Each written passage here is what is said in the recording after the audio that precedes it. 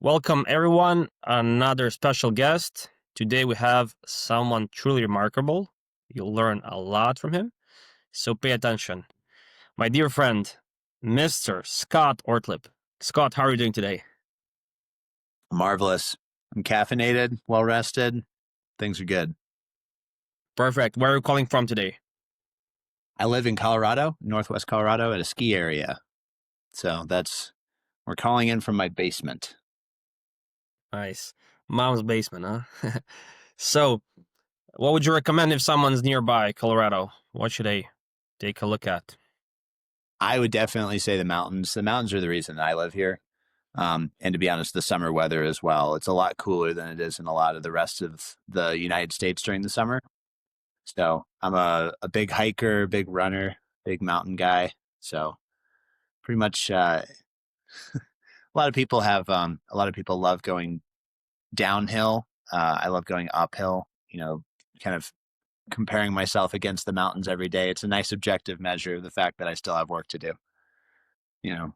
So I Nice. don't know if that makes sense, but that's why I love it here. Tell me, how would you introduce yourself? I mean, you've been through a lot, have all kinds of experiences. What would you say? It's a good question. You know, I'm a guy who I have a strong belief in myself that I can figure it out no matter what the problem is. And so I would say, like, first and foremost, I think my defining characteristic is just like creativity when it comes to problem solving, and a persistence that even if a solution isn't presenting itself, I can find one. So um, that would be like the one defining characteristic. I'm very much so like a seeker of solutions to problems, both my own and others. But other than that, I'm a mountain runner, a skier, an outdoorsman, a mountaineer, a salesman, a husband. I love psychology. I'm I love deep self exploration. I like doing work on myself. Sometimes my wife jokes about how, like, if you don't like Scott's personality, all you have to do is like wait 6 weeks and you'll completely change something. So yeah, That's a good one. That's a Tell me that's the short intro. how did you get into sales in the first place? How was your journey like? Yeah, I've got a funny story. I'll just kind of give the quick backstory all the way back to the beginning. I went to college for geology. I got my first job in lending on commercial real estate. And then I was the acquisitions director for a private equity group that was based in Palo Alto, that was buying single family homes. I realized I hated that and I got fired. And then I went to work on a cattle ranch in southern Georgia.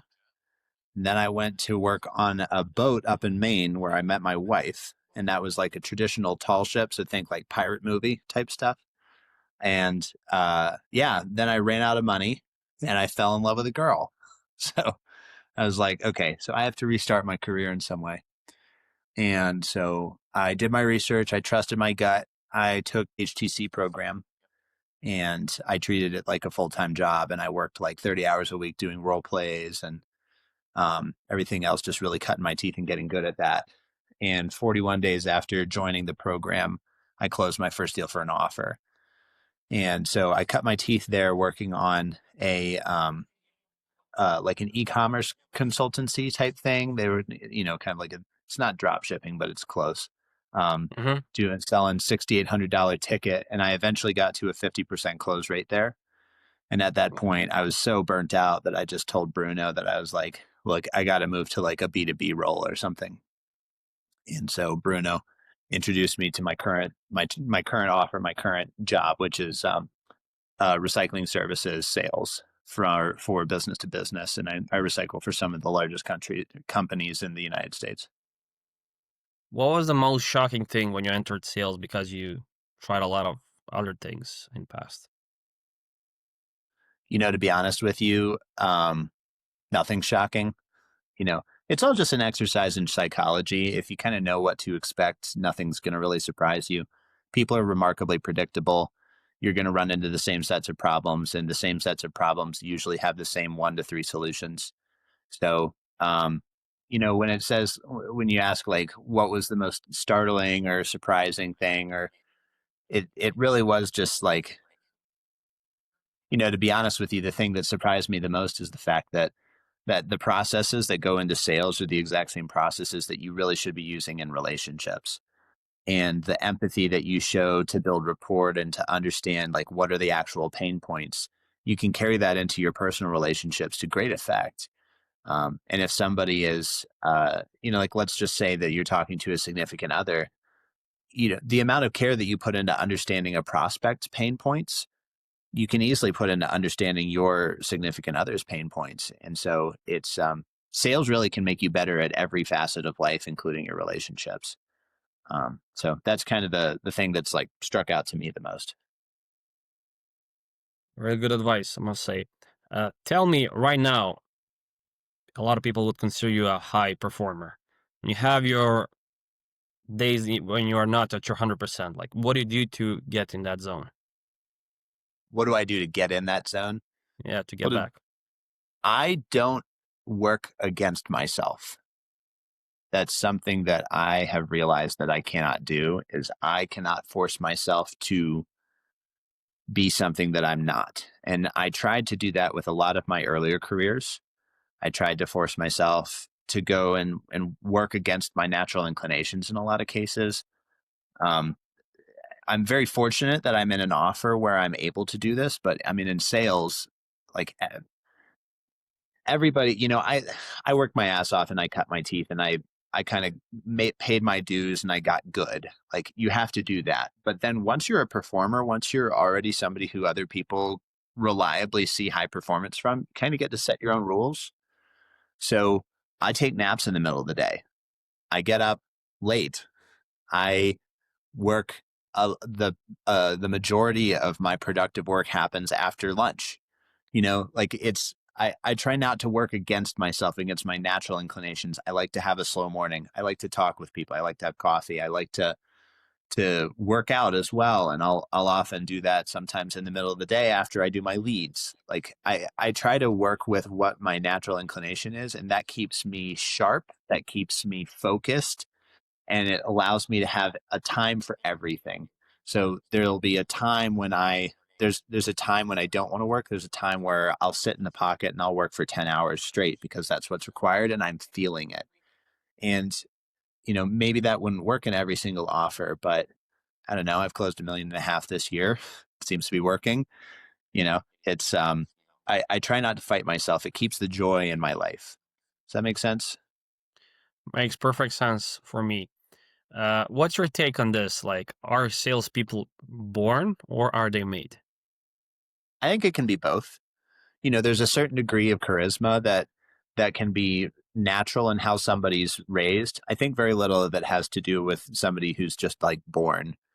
I think a lot of it has to do with your rearing, but I think it's a skill set that it comes easier to some people. Like I would say that I'm very much a natural, but I've seen plenty of people who just become absolute killers by learning and understanding the concepts and applying them. It's really just a process of repetition. And you see people who are not naturals who become very, very good. So I don't know. I think it's just like anything. There's a talent curve, but the person who works the hardest is the one who's going to manifest the talent that they have the most. And I think that, um, the person with a small amount of talent who works really hard is going to manifest a greater capability than the person with a ton of talent who works 40% as hard. In the long run, definitely. Yeah. Now, tell me, how does your morning routine look like? Are you a fan of something going really like strict to the schedule, or at this point you're more like going with the flow? I've tried the whole 4 a.m. wake up thing, 5 a.m. wake up. I just feel like I'm forcing it. I think that's really the main takeaway that I would give is, there's a time for forcing things. There's a time for necessity, if that Hmm. makes sense. There's a time where you need to just lock in, sit in the pocket, do what needs to be fucking done, get up early if you have to. If you've got a normal job and you're trying to learn sales, like the time that you have to learn is before 8 a.m. and after 5. Or if you're a wait staff job or something and you're working 12 to 10, like your time is the morning. In those cases, yeah, like lock in, get up, do whatever you need to. But again, I don't fight myself. I don't like mornings. I really don't. Mornings are unpleasant to me. I like to have a nice chill. I wake up 7:30, 8 o'clock. I have my cantaloupe and my coffee and my oatmeal. And sometimes I'll do a little workout or something, but generally I just kind of float into my workday whenever the time calls. And then I work really proactively from lists and get all of my key performance activities done. So KPAs. So that's like my leads, get those converted, and then I do on my fall my then I send a bid on everything that I can, and then I follow up on all my other deals. And those are my top three priorities, are working from those lists of like key performance activities. Because you have to keep your mind on what matters. And then like all the shit in my inbox comes later. So I'm always focused on my outbound, intentional outbound, and then I work on what other people have sent me, which is usually a lot of low priority, um, non-revenue generation activities that still need to be done, that are like somewhere in the continuum of like a step towards or an obstacle to close. So in answer to your question about like my morning routine is whatever feels good to me that day. And it's rarely focused on productivity. It's more focused on like my life happiness, and that overflows into everything else. If I'm happy, I'm performing well in all of the facets of my life. So I don't try and like I'm an ultra marathon runner. Like I get out and I absolutely destroy myself. Like I am not a stranger to suffering. I love suffering, actually. It's one of my favorite things, but it's all about choosing the kind of hard that you actually want to embrace. I don't really want to embrace the 4 a.m. wake up. You know, I'll embrace running for 14 hours like I've done, for 50 miles. I'll embrace that. I've actually got a 100-mile race next weekend, but um, it's just not the kind of hard that I like. I don't like getting up at 4 a.m. and having a cold shower. Yeah, everybody's doing it nowadays. It can work, but for the long run, of course, everybody needs to pick what works for them at that time. Now, Just uh-huh, one more thing. I sure. took a cold shower every day for 400 days in a row. Every day, 400 days in a row, I took a cold shower, and I noticed that nothing in my life changed. I mean, you were already on some very high level. Maybe that's why. But the cold showers themselves, nothing changed. I would say, like, whatever you're doing, if for a morning routine or something, like, don't do it because David Goggins told you to. Make sure there's a purpose to it, and make sure that it's serving you in some capacity, and is making you better in a way that you value. Because exercises in difficulty for the sake of difficulty are dumb. Like like practicing suffering for the sake of suffering is stupid. Practicing suffering for the sake of something that you want to do and you want to be better at, very good. Like if you got up and you were like, every day I'm going to get up at 6 a.m. and I'm going to go and run a 5K because I want to be a better runner and that's the only time that I have. Like that's fucking amazing. Do that. But like make sure that the self-improvement that you're doing is actually serving you in some way, and it's not just like pardon, it's not just a frivolous exercise in difficulty that you're doing instead of something that you could be doing that would actually benefit you. Does that make sense? Like make sure that the self-improvement morning routine isn't a cope. It's really easy to get into. Makes perfect sense for me. You mentioned you're not working against yourself. What are some of your non-negotiables that really, really help you to stay sharp? um Yeah, that's a good question. Non-negotiables that help me stay sharp. I have to have physical activity. Like I become a freaking head case if I don't get the opportunity to move. Last week was really, really busy. I built 2.5 times as many jobs last week as I do in a normal week. So that was really difficult, and I ended up not being able to work out at all week. And by the end, I was like a well done steak. I was just like, I got to go do something. So I just fucked off for all of Saturday and ran around in the mountains, and I came back renewed. So for me, my non negotiables, like I have to move. I have to I have to use my body. I really like, I have to engage in an activity that is primal, and whether that's cooking really good food or being intimate with my wife or going for a run or whatever. It's like I have to be a human. Like I can't just be a cog in a machine the whole time. I have to feel like I'm a human having a human existence. So that's I think the number one non-negotiable for me. Um, yeah. And the other non-negotiable is I really feel like in order to be successful at sales, I have to believe in the product that I'm selling. I've sold products that I don't believe in before, and I'm good at it. Guilty as 50% charged. close. Everybody, you have Yeah. to like it's part of what makes the rest of your sales journey gratifying is to have the experience of being good at selling something that you don't believe in. Like if you can do that, if you can get good at selling something you don't believe in, you're going to be an absolute killer when you actually care about the product that you're selling. So, these days, if I were selling like fitness coaching or if I were selling, um, like real estate rehabilitation and flipping advice or something that I know that works, you know, like as opposed to like e-commerce or something else like that. Not that I'm trashing all of those, but like there's a lot of snake oil out there and I've sold some of it. Yeah. Being really, really, it's like I'm at a stage in my life where I have to be selling something I believe in because like I'm not interested in anything that's going to be sucking away energy and and passion. Like I have to have some sort of drive and get some sort of internal gratification from what I'm doing in almost every facet of my life because I'm able to choose. I'm at the point where I'm good enough and I'm in high enough demand. I'm able to choose whatever it is that I want to do within sales to a large extent. I'm not, I wouldn't be, you know, I'm not Jordan Belfort or somebody like that. I'm not Bruno, but I'm really fucking good and I get to choose what I want to do. And so that's a non negotiable for me. That's what I love about my current offer is like I sell recycling services. Like we're mining raw materials from the urban environment so that we're saving the planet. Like I get to make coin while I help the earth. It's awesome. Win-win. Now, the Yeah. biggest topic nowadays is that famous burnout. How do you avoid burnout in a high-pressure career as sales is? Well, I think anybody who's listened to this podcast is probably already, I haven't said the word, but like they probably already grasped on that like the whole structure of my life is to combat burnout. The way that you don't burn out is you sell something that you believe in so that you're not having to be emotionally invested in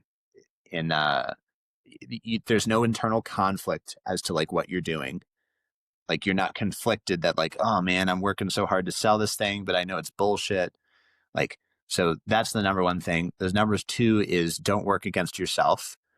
Work with your natural inclinations, work with when you're effective, work with when you feel like working, if you're able to, as much as you're able to. And then number three, so I said, um, sell something you care about, work with yourself, not against yourself. Don't force things. You know, like there are times where you have to lock in and you have to do that, but like don't force things. And number four, find a way to be a human every day. Like we're all human beings. We're not cogs in a machine. We're not salespeople. At the core, we're a human. Find the things that make you feel like a human, like movement, cooking, like some kind of passion project, and make sure that you create time for that as much as you can. There will be seasons of life where you can't. There will be seasons of life that are difficult, where you're not going to have time, where other things take priority, where you don't have a choice. But as much as you possibly can, if you want to avoid being burned out, you have to have time to be a human. Makes sense, makes sense. And what's the biggest mistake that you see a young sales reps are making? Complaining. Mm, Yeah. that goes a long way everywhere. What else that caught your eye here and there? You know, not taking personal responsibility. There's always going to be an opportunity to blame somebody else for something. There's always going to be the opportunity to see the responsibility for your failures outside of yourself. And it's really tempting to take responsibility for your wins, but give away responsibility for your failures. Everything is your fault. Everything is your responsibility, regardless of if it actually is or not. If it is someone else's fault and if it is someone else's responsibility, you don't have any agency to fix it. Does that feel good? Do you want to feel like you don't have the agency to control your life? No. And it's a much heavier burden, but at the same time, it's a much more effective and productive mind space to be in, where everything is your fault and your responsibility. And therefore, you are capable of affecting any facet of your life in a positive manner. So I think that's the number one thing that I see people screw up, is just like failing to take personal responsibility for their circumstances, because no one gives a shit about you. No one cares about your life except for you. And if there's an opportunity for you to take control of and responsibility for a facet of your life, you should. That's a great one. Now, what books or resources shape your sales career the most? Like, what would you recommend to someone? I mean, Bruno's high ticket closing program was excellent. I really enjoyed that. And doing high ticket closing, I think, is the best way to start out in sales, because I also think it's the hardest. You could also do something really difficult like home sales, home selling, that type of thing. Um, I think it's very important to start at the most difficult part, so that acts as a reference, position or a reference experience for any future role that you have.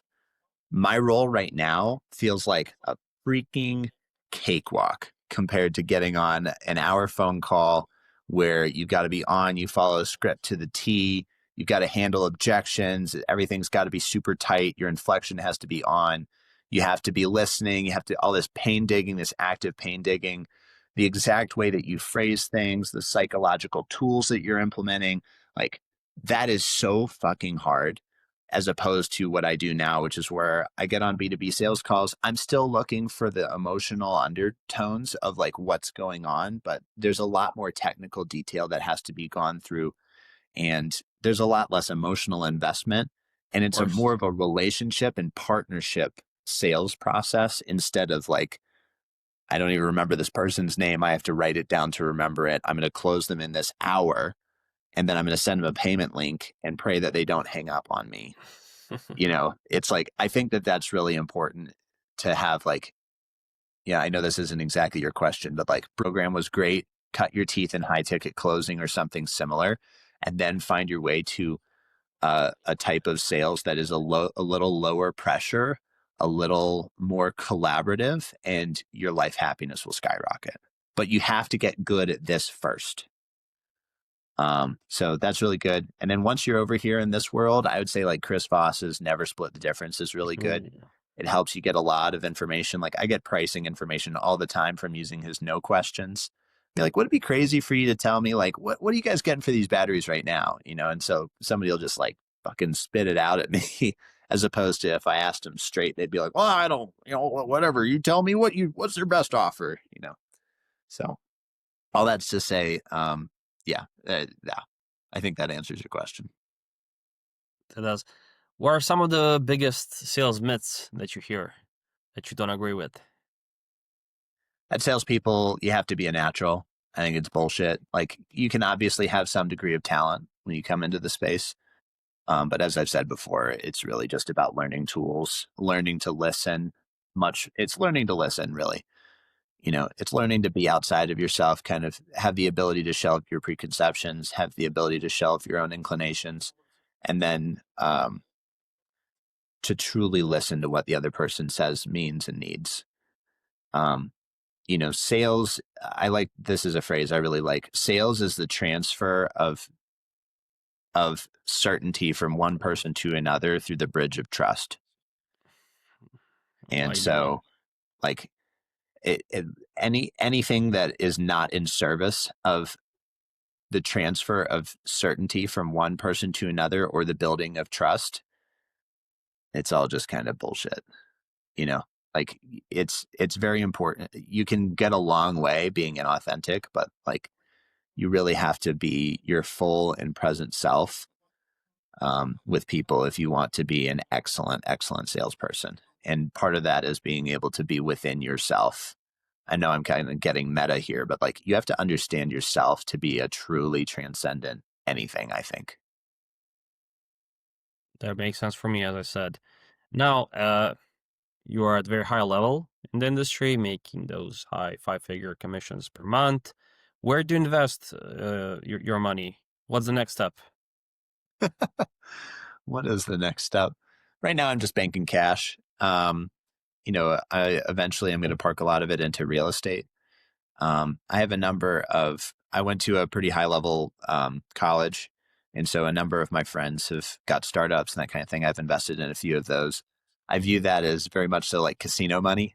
It's like, we'll see how it turns out. It either might all come back and I could have a 12x multiple and I never have to work again, or it could go to zero. That's kind of just like sitting over there. I have an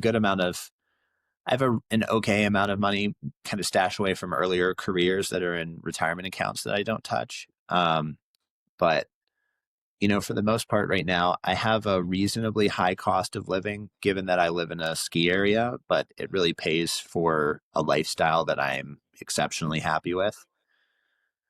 Um, so where does all that money go? It's just going into cash right now. Eventually I'll buy some houses and rentals and that kind of thing and just kind of follow the slow path towards wealth. Um, I didn't get into Bitcoin 10 years ago and I'm not getting into Bitcoin. I'm not getting into Bitcoin now. So I don't know. Cash is king, as they say. Still, Just, cash loses value if it's not invested. I realize that. But at the same time, I'm in a stage in my life right now where, to a certain degree, a degree of stability is more important than rapid, aggressive growth. And I see my runway is very long right now. And so I'm not really in a rush to get to wealth. I'm a lot more interested in minimizing my stress, maximizing my capability and my earning capacity, which are related, those two, stress and earning capacity for me, and to just really enjoy being a human. now, for last, tell me, what would you say to 25-year-old Scott? Change What nothing. advice? Change or nothing. Let's say that Yeah, someone's confused and they don't have everything, the whole picture, in their head, like what they want to do and everything. They have a lot of, second guesses. Like, what would you I advise to those kind of guys? here's the thing: when you're 25, it's kind of like being a teenager. Like, almost really the only things you can do wrong that'll actually fuck up the rest of your life is like knocking up the wrong chick or getting hooked on drugs or committing a crime. Like, those are the only mistakes that you can make that will, or like driving drunk or something like that. Like, those are Yeah. really the only mistakes that will actually screw up the rest of your life. I would just invite you to be really, to like take a really good look at yourself and do the scary thing that you want to do. Like for me, I tried to fit a square peg in a round hole for 3 years, and none of it worked out with any of those early careers. And I ended up leaving and working on a cattle ranch, and then I was working on a tall ship up in Maine. Like, I became a cowboy and then a pirate. It's like, Oh, that's a you good know headline. Yeah. exactly. It's like it was the most fun I'd ever had, like going through those experiences, and they were what I really wanted inside. They were experiences that I wanted to fully embody, and I listened to myself, and I have so much joy because of that. And then once I had done that, then it was like I kind of had the loud screaming of like inauthenticity had quieted in my head because I was finally living according to what I thought I should do. And then I finally, like, once you're doing what you should do, you can kind of listen and know what your next step is. So I listened to my gut and I took a sales training, and I was like, this is the direction that I want to go. I want to have control over my earning capacity. I want my earning to be compensated along with my effort, not based off of a salary. I was like, okay, so great. I need to go into commission sales. That's the path for me. So that was, um, that that's the advice I would have. I'd say, like, if it feels like you're hating every day going to your entry level corporate job, like, fucking punch out, go do the thing that you want to do, that you actually want to do. Bet on yourself, work hard, and get skills while you're out, you know, and a place like a sales company, it's, you know, sales is a meritocracy. They don't, in a lot of cases, they don't really care about, like, how long you spent here or there or the other, or your track record or whatever. Like, they just care about how fucking good you are. They care about how good you are at selling something.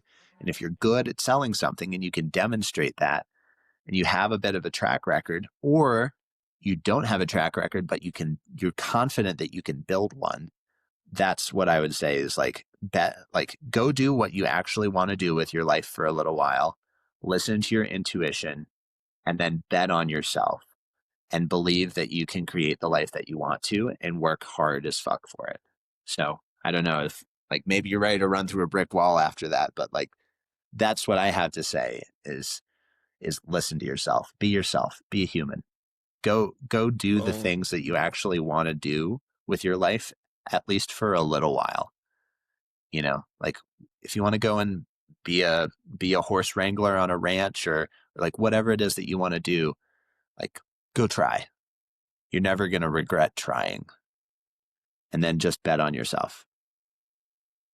boom, mic drop. Ladies and gentlemen, that was Mr. Scott Ortlip. Scott, it was pleasure. Until next time, guys, take care. Boom. Thank you.